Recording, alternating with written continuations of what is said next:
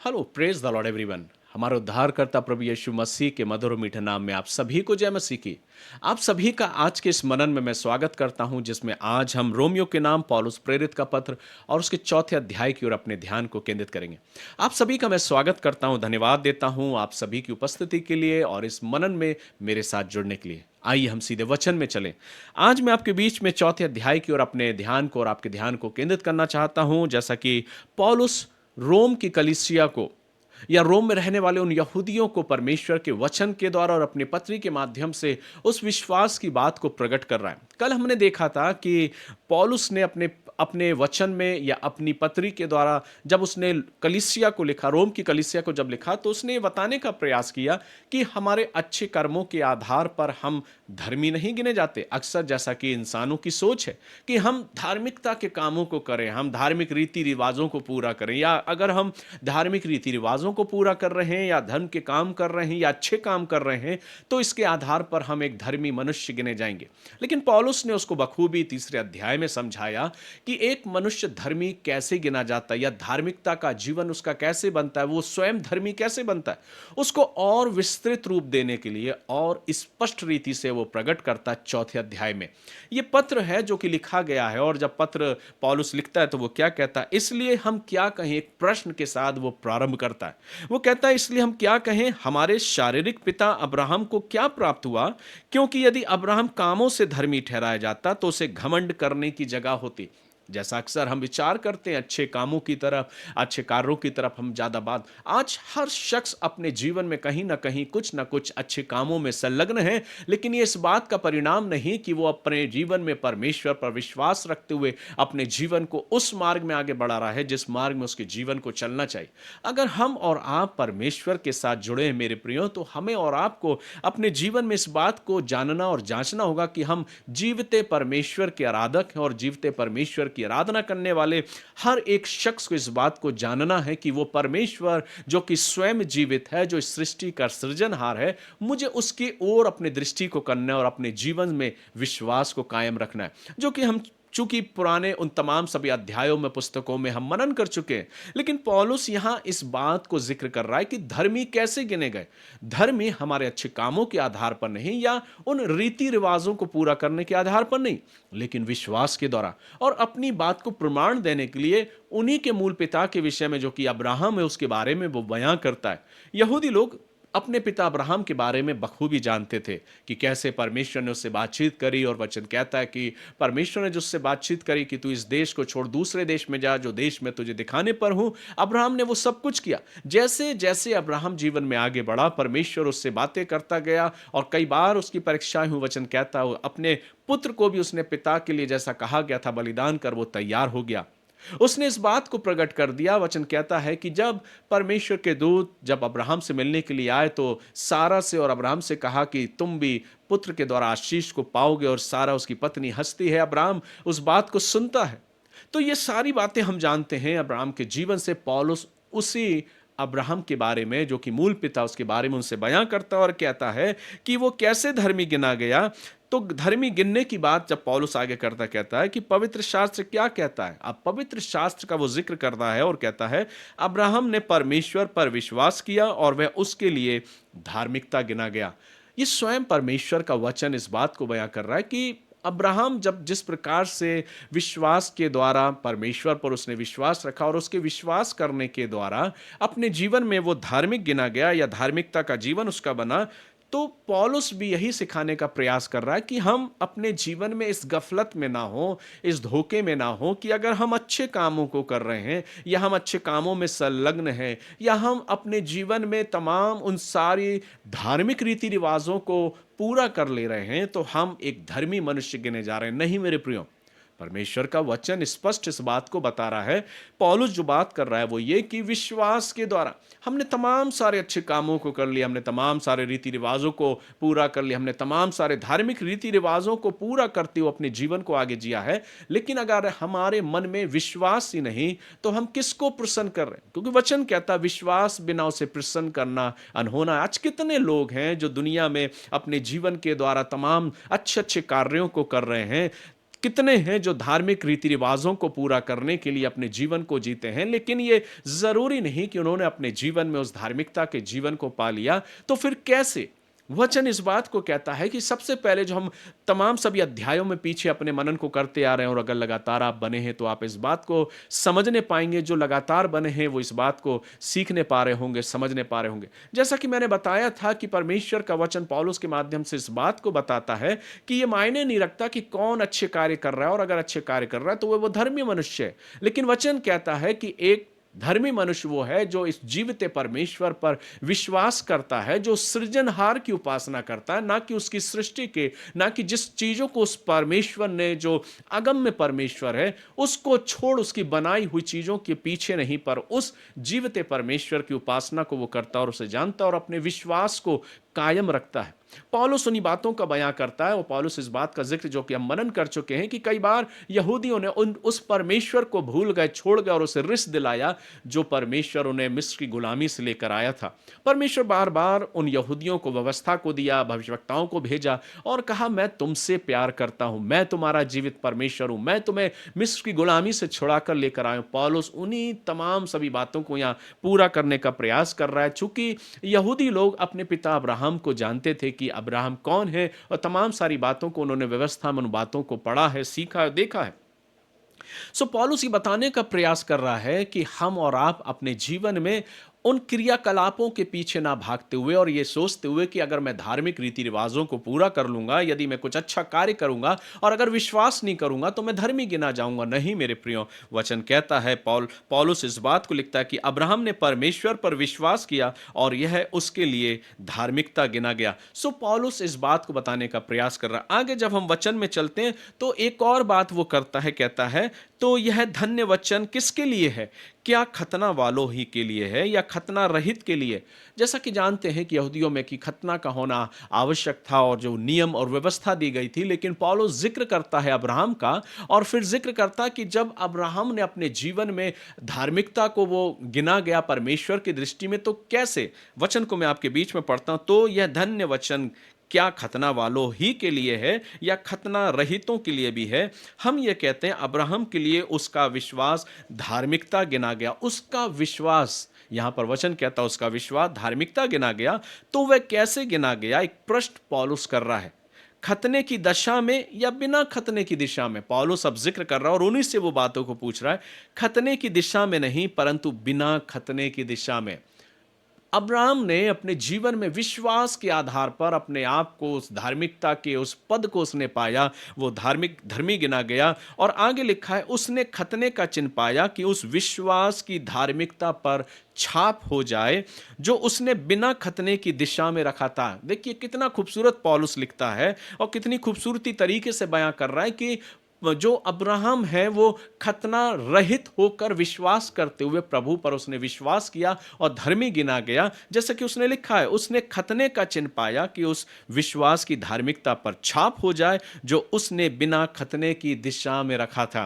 सो ये अब्राहम का विश्वास था जो उसे धर्मी ठहराया। और आगे लिखा है जिससे वह उन सब का पिता ठहरे जो बिना खतने की दिशा में विश्वास करते हैं। सो पौलुस ये कह रहा है कि अब्राहम जो मूल पिता है वो सिर्फ यहूदियों का ही नहीं, लेकिन उन सब का भी पिता है, जिसके विषय में स्वयं परमेश्वर का वचन कहता और लिखा है वह उन सब का पिता ठहरे जो बिना खतने की दशा में विश्वास करते हैं। हम और आप जो विश्वास में लाए गए हैं मेरे प्रियो, हमने और आपने जो बिना विश्वास के, जो विश्वास के द्वारा मसीह के करीब आए हैं, हम और आप भी उस पिता की संतान कहलाए गए। मेरा और आपका भी मूल पिता जो अब्राहम है उसके विषय में पौलुस यहां कह रहा है ताकि वे भी धर्मी ठहरे, अर्थात हम और आप भी और जितने आने वाले समय में जो विश्वास करते हैं वे धर्मी ठहरे।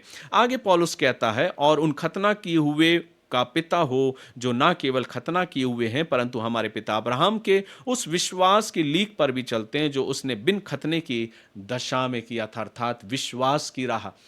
जब इस वचन को आप पढ़ेंगे तो आप ये पाएंगे कि परमेश्वर अपने इस वचन के माध्यम से पौलुस के द्वारा इस बात को बताने का प्रयास कर रहा है कि मेरे और आपके जीवन में जो सर्वोपरि है, जब लोग अपने जीवन को एक धार्मिक रीति से व्यतीत करना चाहते हैं या अपनी जिंदगी में अपने आप को धर्मी बनाना चाहते हैं और वो सोचते हैं कि हमारे अच्छे काम, हम भले भले कामों के आधार पर लोगों की दृष्टि में तो आप बहुत धार्मिक नजर आएंगे, लेकिन परमेश्वर की दृष्टि में क्या क्या हमारा विश्वास उस जीवित परमेश्वर की ओर है जो मेरा और आपका सृजनहार है। पौलुस इन्हीं बातों को बयां करता है और आगे लिखता है। जब हम वचन को पढ़ते हैं तो पौलुस इस बात को कहता है, क्योंकि यह प्रतिज्ञा कि वह जगत का वारिस होगा ना अब्राहम को ना उसके वंश को व्यवस्था के द्वारा दी गई थी परंतु विश्वास की धार्मिकता के द्वारा मिली, क्योंकि यदि व्यवस्था वाले वारिस थे तो विश्वास व्यर्थ और प्रतिज्ञा निष्फल ठहरी। व्यवस्था तो क्रोध उपजाती है और जहां व्यवस्था नहीं वहां उसका उल्लंघन भी नहीं। इसी कारण प्रतिज्ञा विश्वास पर आधारित है कि अनुग्रह की रीति पर हो कि वह उसके सब वंशजों के लिए दृढ़ हो। पौलुस यहाँ इस बात को बयां कर रहा है। पौलुस कह रहा है कि मेरे पत्र का लिखने का तात्पर्य और उद्देश्य यह है कि तुम अपने जीवन में अपने आप को मन फिराओ, अपनी जिंदगियों को बदलो। मैं भी एक अच्छे व्यवस्थापक से, जैसा कि पौलुस के बारे में हम जानते हैं कि वो फरीसी हो, और एक फरीसी व्यवस्थापक से जो गमलीएल है उसके द्वारा उसने शिक्षा दीक्षा को हासिल की थी। वो पुस्तकों का जानने वाला था, वो एक अच्छा टीचर था, वो एक अच्छा व्यवस्थापक था, लेकिन उसके बावजूद वो उस पर में अपने अपने पूर्वजों के परमेश्वर की सेवा करता रहा, आराधना करता रहा और उसके बाद उसने अपने प्रभु पर, उस उद्धारकर्ता मसीह यीशु पर उसने विश्वास किया जिसने उसे दर्शन दिया दमिश्क के मार्ग में जाते समय। पौलुस का जीवन परिवर्तित हो गया। पौलुस उसी के विषय में आगे लिखते हुए वचन में आगे लिखता है और वो क्या कहता है, और ना अविश्वासी होकर परमेश्वर की प्रतिज्ञा पर संदेह किया। ये अब्राहम और सारा के बारे में लिखा है। पर विश्वास में दृढ़ होकर परमेश्वर की महिमा की और निश्चय जाना कि जिस बात की उसने प्रतिज्ञा की है उसे पूरा करने में भी समर्थ है। इस कारण यह उसके लिए धार्मिकता गिना गया। धार्मिकता मेरे और आपके जीवन में हम और आप मेरे प्रियो शायद अपनी अपनी अपनी भाषाओं में या अपने अपने विचारों के आधार पर एक दूसरे को हम धर्मी ठहरा दें, शायद उनके क्रियाकलापों, उनके पहनावे को देखकर, उनके उन तमाम सारे धार्मिक रीति रिवाजों को देखकर। लेकिन नहीं मेरे प्रियो, प्रभु का वचन क्या कहता है? प्रभु का वचन मुझे सिखाता कि जिन्होंने उस मसीहा पर, उसके बलिदान पर विश्वास किया है, वो जीवते परमेश्वर पर विश्वास किया है जिसको हम किसी भी रीति से ढाल नहीं सकते। मेरे प्रियो, हम उस परमेश्वर की दृष्टि करते हैं और पौलुस कहता है जिन्होंने उस परमेश्वर पर विश्वास किया वे धर्मी गिने गए। आगे लिखा है, और यह वचन विश्वास उसके लिए धार्मिकता गिना गया, ना केवल उसी के लिए लिखा गया वरन हमारे लिए भी, जिनके लिए विश्वास धार्मिकता गिना जाएगा, अर्थात हमारे लिए जो उस पर विश्वास करते हैं। अब पौलुस अपने उस मुख्य भाग पर आ रहा है जिसको वो बताना चाह रहा है। पौलुस कहता है अर्थात हमारे लिए भी जो उस पर विश्वास करते हैं जिसने हमारे प्रभु यीशु मसीह को मरे हुओं से जिलाया है। पौलुस अब मसीह यीशु का जिक्र करता है और वो कहता है हम विश्वास करते उस परमेश्वर पर जिसने हमारे प्रभु यीशु मसीह को मरे हुओं में से जिलाया है। वह हमारे अपराधों के लिए पकड़वाया गया, वो हमारे अपराधों के लिए पकड़वाया गया और हमारे धर्मी ठहरने के लिए जिलाया भी गया है। और यहाँ पर पौलुस अपने पत्र को विराम देता है। पौलुस का समझाने का जो उद्देश्य तात्पर्य है वो ये कि हम और आप अपने जीवन में विश्वास के आधार पर उस परमेश्वर पर विश्वास करें जिसने मसीह यीशु को मृतकों में से जीवित किया। और क्यों जीवित किया? इसलिए किया, और वो क्यों आया? ताकि हम और आप जो गुनाह में, अपराध में, पाप में अपनी जिंदगियों को व्यतीत कर रहे थे, वह हमारे अपराधों के कारण पकड़वाया गया। मसीह यीशु का आना इसलिए हुआ ताकि मैं और आप, जो गुनाहों की जिंदगी हमारी थी, हम अपने जीवन से सच्चे पश्चाताप के साथ प्रभु के बलिदान के द्वारा पाप क्षमा को या पाप मोचन को हम प्राप्त कर सकें। हम अच्छे कामों के आधार पर परमेश्वर को खुश करके, उसको प्रसन्न करके अपनी गलतियों, अपनी खामियों को छुपा नहीं सकते। वो परमेश्वर एक सच्चा और न्यायी परमेश्वर है, वो पाप को देख भी नहीं सकता। लेकिन मसीह यीशु में होकर जब हम उसके करीब जाते हैं तो मसीह यीशु का लहू मुझे और आपको ढांप लेता है, मेरे गुनाहों को क्षमा कर देता है, मुझे पूर्ण रीति से शुद्ध करता है। अब कोई और बलिदान चढ़ाने की आवश्यकता नहीं, लेकिन स्वयं मसीह यीशु मेरे और आपके लिए बलिदान हो गया। अब और कुछ क्रियाकलाप करने की जरूरत नहीं है, क्योंकि वचन कहता है वह हमारे अपराधों के लिए पकड़वाया गया। प्रभु यीशु मसीह इसलिए संसार में आया, इसलिए उसने अपने जीवन को बलिदान किया कि वो मुझसे और आपसे प्यार करता था, और अपने आप को बलिदान करके उसने एक सिद्ध बलिदान चढ़ा दिया। सिद्ध बलिदान होकर अपने आप को होम करके, अपने आप को होम बलि करके समर्पित कर दिया, और मेरे और आपके पापों के लिए स्वयं पापी बन गया, और मेरे और आपके गुनाहों के बोझ को अपने ऊपर ले लिया, और मुझे और आपको एक क्षमा याचना दी। उसके पीछे उद्देश्य क्या है मेरे प्रियो? उसके पीछे उद्देश्य यह है कि हम और आप भी जब मसीह यीशु पर विश्वास करते हैं, उसके पुनरुत्थान पर जब विश्वास करते हैं, उस बलिदान पर जब हम विश्वास करते हैं, तो हम और आप भी धर्मी गिने जाएं। कितनी खूबसूरत बात यहां पर पौलुस कहता है, और हमारे धर्मी ठहरने के लिए जिलाया भी गया। प्रभु यीशु मसीह इसलिए जिलाया गया मेरे प्रियो, इसलिए वो जीवित हुआ, उस परमेश्वर ने उसे इसलिए जीवित किया ताकि हम और आप धर्मी गिने जाएं। अब ये अपने विचारों को उत्पन्न करके कि मैं तमाम कलीसिया के रीति रिवाजों को पूरा कर लूं, अपने परिवार में इन रीति रिवाजों को पूरा कर लूं, अपने बच्चों में इन रीति रिवाजों को पूरा कर लूं, या कोई भी चीज हमसे छूटने ना पाए, जैसा कि अक्सर लोग इस भाग दौड़ में, इस जिंदगी में इस प्रकार से दौड़ते हैं। लेकिन वचन क्या कहता है? इसलिए तो वचन कहता है कि वचन के पढ़ने वाले बनो, वचन के सुनने वाले बनो, इस पे मनन करने वाले बनो, ताकि हम इस वचन को सीखने पाए।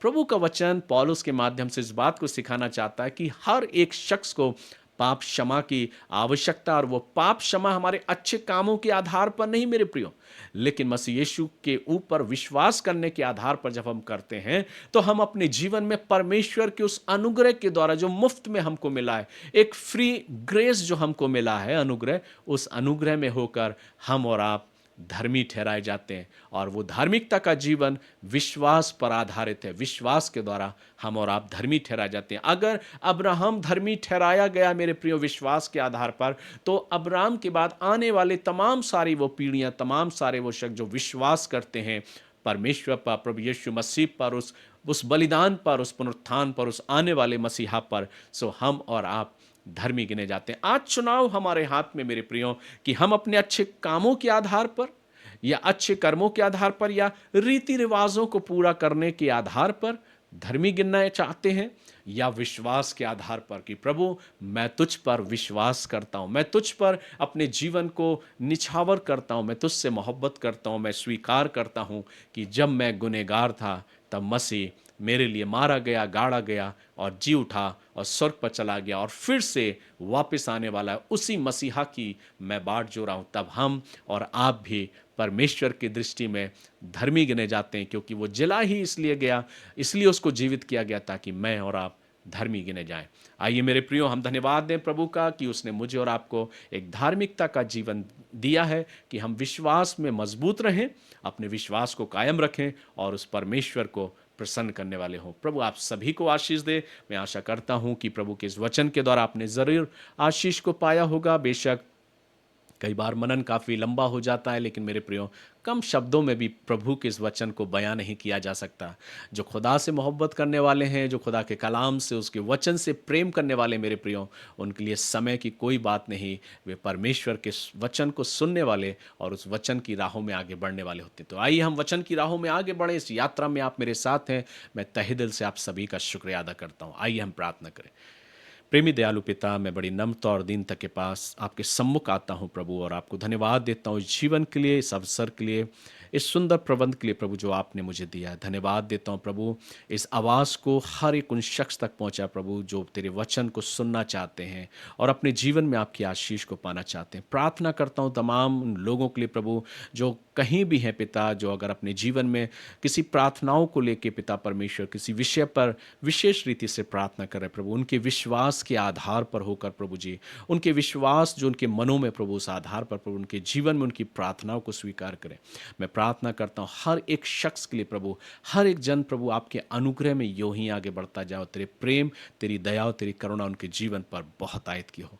तेरा सेवक होने के नाते प्रभु मैं धन्यवाद देता हूँ आपको कि आपने मुझे इस लायक समझा कि मैं आपके इस वचन को प्रभु आपके लोगों तक पहुँचाने पाऊँ। इस सेवा के लिए मैं धन्यवाद देता हूँ प्रभु। मेरे साथ जुड़ने वाले तमाम सभी प्रिय भाई बहनों के लिए मैं धन्यवाद देता हूँ। हर एक की प्रार्थनाओं के लिए, हर एक के प्रेम और सहयोग के लिए मैं धन्यवाद देता हूँ। सारा आदर महिमा आपको देता हूँ प्रभु। प्रार्थना करता हूँ जो अधिकार आपने मुझे दिया प्रभु, उस अधिकार में होकर प्रभु हम में से हर एक को मैं आपके नाम से ब्लेस करता हूँ, आशीष की घोषणाएं करता हूँ। इनके जीवन में, इनके परिवार में, इनके घराने में, इनके बच्चों में प्रभु आपका अनुग्रह, आशीष और आपकी आशीष और आपकी आशीष बहुत आयत की हो। धन्यवाद देते हैं प्रभु कि आपने हमारी प्रार्थनाओं को सुना। इस प्रार्थना को बड़े विश्वास के साथ हमारा उद्धार करता, त्राण करता और फिर से जल्द आने वाले यीशु नासरी के नाम से को मांगते हैं। सुनिए और ग्रहण कीजिए। आमीन। सो गॉड ब्लेस यू मेरे प्रियो। मैं प्रभु का धन्यवाद करता हूँ कि प्रभु आप सभी को आशीष दे। अगर आपने इस वचन के द्वारा आशीष को पाया या आज का ये वचन आपके जीवन को छुआ है तो इस वचन को औरों तक ज़रूर शेयर करें ताकि वे भी इस वचन के साथ आशीष को पाएं। और अगर आप पहली बार इस चैनल पर आए हैं और अगर आपने विशेष प्रभु की आशीष को पाया है और अगर पवित्र आत्मा आपकी अगुवाई करता है तो आप हमारे साथ जुड़ सकते हैं। आप इस चैनल के साथ जुड़ सकते हैं। आप इस चैनल को ज़रूर सब्सक्राइब करें ताकि हर सुबह आप तक प्रभु का वचन पहुंचने पाए। सो जय मसीह की। God bless you. प्रभु आप सभी को आशीष दे। प्रभु का अनुग्रह, प्रभु की आशीष आपके साथ हो। हम कल फिर मुलाकात करेंगे। तब तक अपना ख्याल रखें।